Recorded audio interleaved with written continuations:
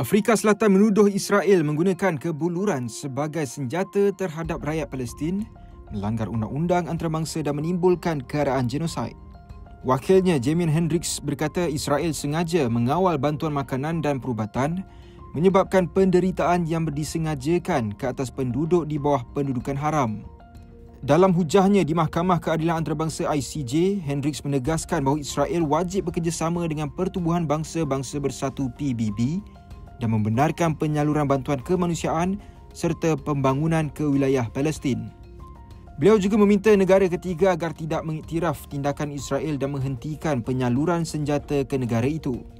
Sejak serangan Israel ke atas Gaza dilancarkan semula pada 18 Mac lepas, lebih 52,300 rakyat Palestin terbunuh, yang mana kebanyakannya wanita dan kanak-kanak.